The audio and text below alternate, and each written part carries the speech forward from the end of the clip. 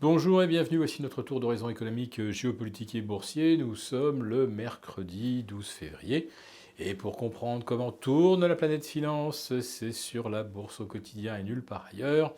Et l'épisode du jour s'intitulera On avait affaire au terrible coronavirus. Heureusement, ce n'est plus que le COV-19.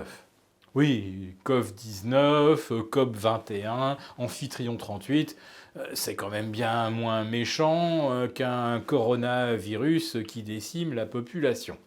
Alors je tiens à rappeler que d'après les chiffres chinois, le pic épidémique a bien eu lieu au milieu de la semaine dernière, comme prévu, c'est quand même merveilleux. Sauf qu'aujourd'hui, les Chinois ne parlent plus de la même chose. Avant, ils comptabilisaient tous les cas de contamination.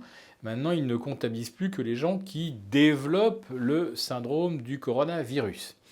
Et je répète qu'après avoir été atteint de cette affection, eh bien, le taux de rémission reste tout de même assez faible et on ne connaît pas encore les séquelles. Mais les financiers, eux, ne se fient bien sûr qu'aux chiffres. La réalité de terrain, on s'en tape complètement.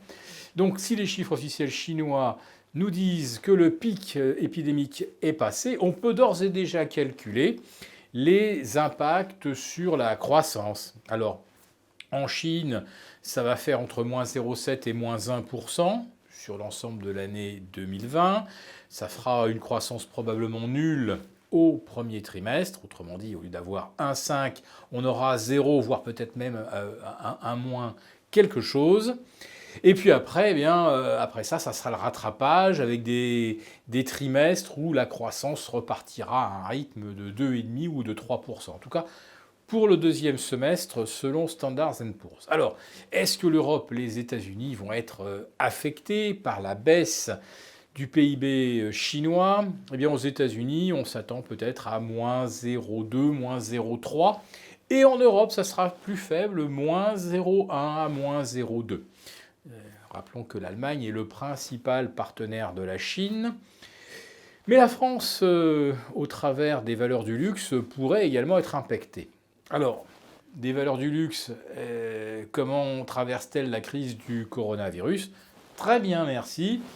Kering vient de publier ses chiffres aujourd'hui. Alors, quand on retire l'amende fiscale de près de 2 milliards qui a été infligée en Italie, on arrive à des bénéfices tout à fait confortables.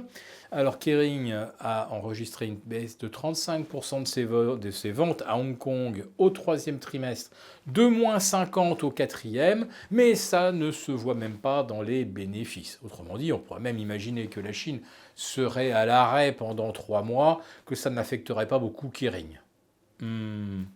Vraiment?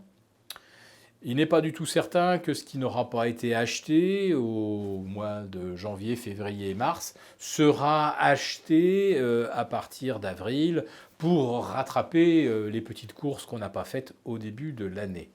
En fait, est-ce que les Chinois vont encore avoir le goût d'acheter des objets de luxe dans un contexte où, je le rappelle, on ne sait pas du tout combien de temps les mesures de quarantaine vont être maintenues pour contenir l'épidémie de Covid-19. En fait, on ne sait rien. C'est ça qui est merveilleux, c'est qu'on ne sait rien de vraiment tangible, mais les marchés, eux, font comme s'ils connaissaient déjà l'avenir. Et c'est pourquoi on a aligné hier un 5e record historique sur le Nasdaq, 5e en 7 séances, je crois. Et on se dirige d'ailleurs tout droit vers de nouveaux records aujourd'hui, puisqu'en préouverture, le Nasdaq gagne encore 0,4%. Il a franchi la barre des 9006. On a l'impression qu'il est littéralement aspiré vers les 10 000. Quant au Dow Jones, il a un petit peu hésité à 29 400, mais on sent là aussi que l'aspiration des 30 000, eh bien, elle sera irrésistible dès le moment où on nous sortira encore quelques projections rassurantes concernant l'épidémie de coronavirus. Alors bien sûr, le pétrole qui a les pires toutes les peines du monde à rebondir sur les 50 à New York, sur 54 à Londres, les matières premières au plus bas, le Baltic Dry Index au plus bas historique, nous racontent une toute autre histoire. Mais la seule que les marchés veulent continuer d'entendre, c'est que s'il y a un ralentissement économique, les banques centrales injecteront à tout va, feront tout ce qu'il faut pour éviter au marché d'entamer une correction. C'était déjà le cas l'été dernier avec les 3 baisses de taux de la Fed. Ça pourrait être le cas à nouveau avec un QE infinity coordonné entre la Fed, la BCE, la Banque centrale du Japon et la Banque centrale d'Angleterre. Voilà, donc plus ça va mal, plus ça va bien.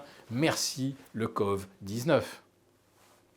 Si cette vidéo vous a plu, n'hésitez pas à nous mettre un pouce. Et pour participer à notre prochain live demain, dès 11h30, et avec une foule de sujets et des marchés à des niveaux stratosphériques, eh bien, n'hésitez pas à vous abonner à Béchat Confidentiel pour pouvoir participer en direct à notre prochain live.